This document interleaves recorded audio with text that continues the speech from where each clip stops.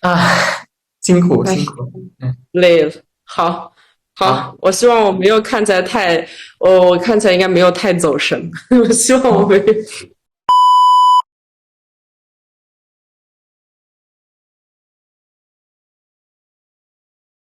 ，three, two, one, go.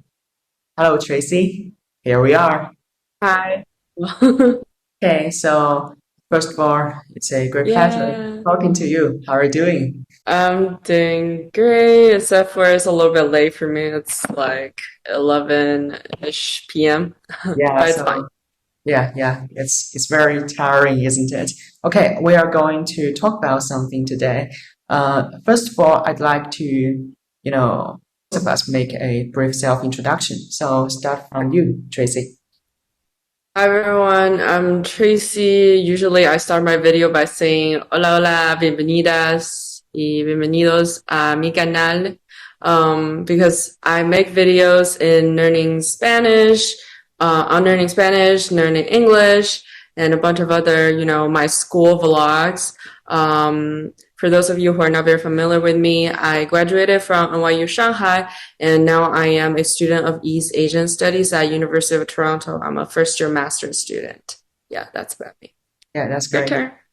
Okay, so hello everyone. My name is Cyril. As the same with Tracy, I'm a video maker, but I couldn't speak Spanish at the moment, so I'm an English video maker. And apart from that, I'm a student from Sichuan International Studies University. But I'm now currently in my gap year, and next year I'm going to Australia to Newcastle University studying English and writing. So I think that's the basic information about me. Okay, Tracy. So I think we can then talk about how we happen to, get to know each other on the internet. It's very interesting. I think just one day when I was checking my Bilibili, Cyril's video just popped up on my front page, and I was like, huh, articulation, that sounds interesting. I've always been very interested in expressing one's ideas about articulation. So I just like didn't hesitate to actually watch his video, and I didn't help myself summarizing his points and then making another video based on his ideas in response to him. Yeah, sure. So it's like it's also an interesting experience on my side. So a friend of mine talked to me at one point on WeChat, saying to me that, oh, here's a link about one video maker that I love quite much. This is a girl who made English and Spanish video, and she talked about you. I think, oh, hold on a sec. She talked about me. We don't know each other at the moment, so I think, oh, I can take a look. Then I click your video, and oh, we talk about something similar. So it turns out that you watch my video, so you have some sort of reflection as well as some more thinking, I would say, about this question, which is articulation and self-expression, especially in our age where we find it somehow difficult to be precise in our language, how to organize our thinking and things like that. So I think that is some sort of commonality shared between us. Okay, so now let's get into, I would say, the questions raised by our followers. We asked our followers what kind of question they want to ask us, and we have several questions they raised to us. The first question I'd like to ask you, Tracy, is how do you practice your pronunciation? Or do you think pronunciation is important? I think pronunciation is important in a way that it helps people understand what you're talking about, get your message across. Of course, pronunciation can be different when you are speaking with a different accent in English or in Spanish. It could sound differently, but I think as long as you are trying to get your pronunciation clearly, so from my perspective, I think there is no point in attaching too much importance to the accent itself because I got asked a lot about, English accent and stuff as well from making videos in English. I think sometimes people are just too stressed out about having the perfect accent, and I think that's not necessary to have. And then there are other times when I get comments from people who are learning Spanish that, oh, I don't know how to do the road R. I can't just learn Spanish. And I always say to them, it's only one of the many letters it has, the language has. it doesn't make sense that you're not going to start learning a language just because of this one letter you can't pronounce. Accent is not as important as pronunciation. Yeah, it's really beside That's the the point I'm point, trying to isn't it? It's periphery. So I think, well, you draw a distinction between pronunciation and accent. Pronunciation has something to do with our clarity. So if you make your pronunciation standardized, then the probability that your message will going to be get across will be higher. And I think that's the very precondition for you to have any further communication with other people. So clarity really matters. But accent is another thing. I think in terms of accent, because we talked about that before. I know that there is Spanish spoken in South America and the Spanish said in Spain. So in terms of how we can pronounce our pronunciation, I think we can agree on the fact that imitation matters and repetition matters. So once you do some shadow reading, you practice your pronunciation after some native speaker, I think you will be getting better and better. So what do you say? Yeah, just to give an example, sometimes when people say they're going to improve their pronunciation by watching TV dramas, they spend much of the effort on going along with the plots, then really making the effort to that are being pronounced in the show. So what I do is usually I will watch one time for the plot, and then I do another time for the pronunciation. Sometimes it's a catchy phrase that you can use in other settings. It comes in very handy. Then you can pause it and then try to get very familiarized with that term. Or other times when you try to do some listening practice and you don't understand what they're talking about, you can slow it down and then try to listen to it once again, just to get more familiarized with, how things are pronounced. Yeah, so I think when you're trying to know something via the channel of English or Spanish, you learn this language much faster because you are not treating the language per se as the ultimate aim. You're treating that as an intermediary structure where you can know something that you don't know at the moment. For example, as you said, when you're trying to follow a plot in a TV series, you don't give a about what the English is about or what the subtitle is about, but you know some slang, some phrase naturally. So I think we can now move on to, language study in a much broader sense. So do you have any habits or methods that you're going to share with us in your language study, no matter it's Spanish or English? Yeah, I think one way that everyone can see is that I make videos of me talking in Spanish. A year ago, I made this video of studying styles or study methods, or like the study methods are divided into 3 categories: the visual, the auditory, and then the gymnastics. So the 3 different kinds of styles. And then I tested myself. I found out that maybe the auditory studying style worked better for me. So I really realized, hey, when I'm learning languages, if I speak, I actually remember things more clearly. If I write it on a piece of paper, probably not so much because, well, it's language learning. You have to speak, you have to listen to things, right? And because there are so many other people who are better at Spanish than me, they can point out, hey, you got this part wrong. And I'm able to, learn from those comments and then correct it in my next video so that the new memory is created. Yeah, so I think that the first thing is that when we are making videos, it's a way, first of all, of practicing our oral speaking, and second of all, you can always have some people around you correct your mistakes. That's really something because you know that we are not perfect, not in the least. So if you have someone who can offer you the healthy criticism that you see fit, you can always make progress with regard to that. And I think in terms of our linguistic acquisition, the first phase is always listening. So that's really matters. And then second of all, maybe you can read, because when we read, you can acquire information maybe faster if you can really read. So these 2 things are equally important in my estimation. Well, on my side, I think that I was somehow similar to you in the first place, because when I was first getting my hands on English, I suppose that I listen a lot, especially when I'm deeply fond of a speaker like Barack Obama, who's a very powerful and eloquent speaker. I can always mimic what he said. But later on, I think, what about generate some of my own individual thinking? and engage in my narrative. I think that's what they're trying. So I think in senior high school, I participate in some speech competition, and like the 21st century national English speaking competition, where there's a title called impromptu speech, right? Because you have to deliver thoughts promptly. And in that sense, you push yourself to the degree that's possible to make yourself clear and sharp in the shortest time span. Yeah, I think that is in which a process in which you get yourself to be a more autonomous speaker without the input of outside. So apart from making videos, do you have any other habits in your language study? I like to, when I'm learning a new language, I like to make everything in my environment in that language. So for example, I can show you this. It's very absurd.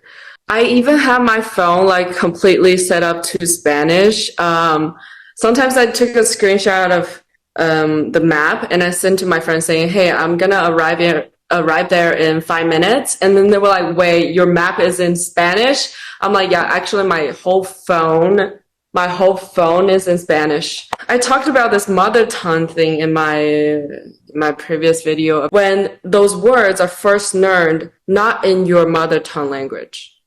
DDL, this wouldn't be something, DDL will be your mother tongue, because when you first got to see this word, it's in English. Yeah. Okay. So I subscribe to your points. You made several points. It's very hard for me to summarize them. I will try it. The first thing is that I think language environment, we all agree, matters a lot. So if you're trying to saturate yourself with the language environment that you're going to learn, I think you're going to succeed. For example, you talk about the setting of your phone and make all of them Spanish, English, and maybe that will be helpful. And apart from that, I think you talk about something in terms of linguistics, how we acquire language, source language and target language. When we are learning a second language, it's like we are treating Chinese as the source language. Then your first language is always Chinese. But what about think about this way? Just treat Spanish or English as your first language. How we manage to do that? Well, if you want to get your hands on some information, let the channel be Spanish or English. Then maybe the first impression that jumps to your mind is Spanish and English. And in that sense, it will help a lot. So I think, well, it's really something because I haven't thought about that before. Thanks for enlightening me. Okay. You should try it. You should try it. Yeah, I should try it. I'm planning to maybe learn a third language, maybe Spanish. You can help me along. Okay. So in terms of language study, I think we can talk about one other thing. I think what language study mean to you? What does that mean to you? Studying a new language, studying Spanish, English. What does that mean to you? I think it's always a new channel for getting information. A lot of things, say, especially when you're doing history. So for example, I specialize in Chinese history. Especially I study Qing history a lot, and then I only look at the sources in classical Chinese. And that makes me pretty limited in my perspective. And here comes in another scholar who specialized in the same period, but this scholar knows Manchu language and probably also knows Mongolian language. These two are similar.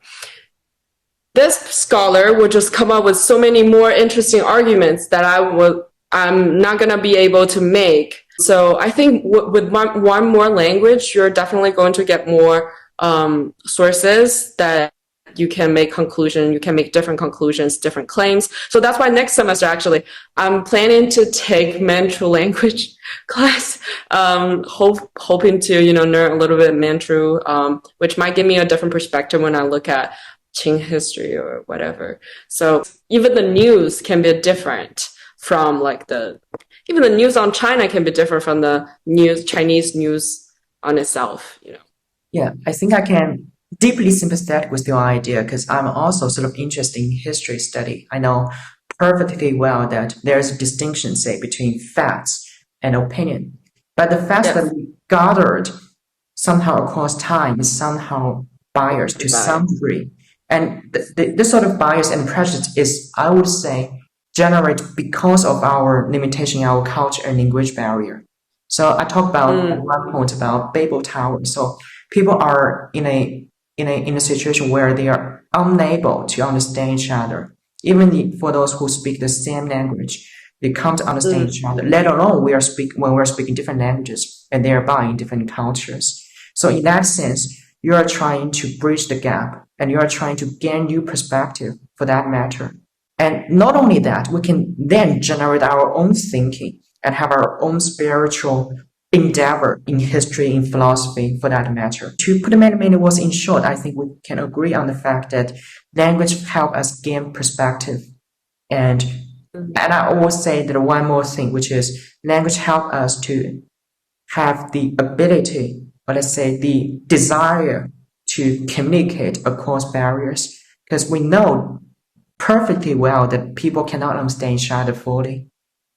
There's no two people in the world who can understand each other entirely, even the beloved ones. But there's always an attempt to bridge the gap between people who love each other, who hate each other even, and who are so-called enemies. So studying a language in that sense is a very romantic thing to try to understand each other, to reach out as we do now. I think I have two things to add on to that. The first one is, right, there is a distinction between facts and opinions, but I just feel like there isn't much factual, existence at all. A lot of things are just opinions, even though they are masked as facts. Especially history, when we read all these things in textbooks, we tend to think it's what happened. But, in choosing what to tell in the textbook is also a subjective act. It's also selecting out of other things, and it's choosing this specific event to tell you. That is something based on opinion as well. So I just think we need to be very careful about those things. Yes. So you mentioned that when we learn different languages, we are able to communicate with each other. And specifically, I think there is a difference when you are communicating with that person in their language instead of a second language for you both. For example, I have a bunch of Latin American friends at school. English will be our second language. And when we communicate in English, it's different from when I try to use Spanish to communicate with them. First, Spanish might convey more messages or more nuances when they use their mother tongue. It's just different. And secondly, when I try to use their language, it shows something, right? In my attempt to speak Spanish, they feel respect. They feel my respect, my love for them, and they are able to open up even more. So I think that's something really magical about, using other people's languages. Yeah, if you speak a language that they understand, it goes into their head. But if you speak their language, it goes to their hearts. That is the difference. So that's showing your respect. That's showing your attempt to really identify with them. That's really something, because I think in terms of psychology, people love attention more than anything else. And attention should be carefully organized. The attention is composed of love, truth, compassion, and respect. And the first point is also very interesting. The factual element of our study is very limited, as you said. And I agree. And part of it is because they are biasly selected. They are carefully selected or intentionally selected. So we can see the world as, I would say, a set of facts. But we look at the world through our perception. And when we see it through our perception, we carefully select that. So when you're trying to learn a new language, maybe you can get new perspective to see the world through different perceptions. And you try to find a balance. And you try to find a balance between all these different perspectives provided by different languages. And then you just have a more nuanced kind of understanding of the thing. And then you will be less likely to actually argue with someone because the things that you believe in aren't really firm enough, aren't really absolute things to say like this is true, because you know there isn't such thing as the absolute truth. There might be relative truth, you know. Yeah, only fools who believe that the only thing that they know is they are absolutely right, because we know that the most wise men always tend to think that the most certain thing is uncertainty. We always can get our hands on more, and the bigger of the circle of our known territory, the bigger contact we have with the unknown. The unknown territory is very, very big, right? So yes, that's the thing. Yep. Okay, I think that's a good place to stop, right? Yep. So I think we have several more questions that we're going to cover in our next video, but we will stop here. So first of all, thank you, Tracey, for talking to me. I think it's an immense pleasure on my side. And second of all, for all our followers and fans, please subscribe to us both if you may. And me is Cyril喜羊羊and Tracey is Tracey. So I think that's the wrap up today. Nice talking to you. See ya. Bye. We'll see you pretty soon next time. We're going to talk about career and passion in life. If you have more questions to ask us, feel free to comment down below so that we will gather all your questions for our upcoming video, and we'll be expecting you for the upcoming video as well. Bye-bye. See ya.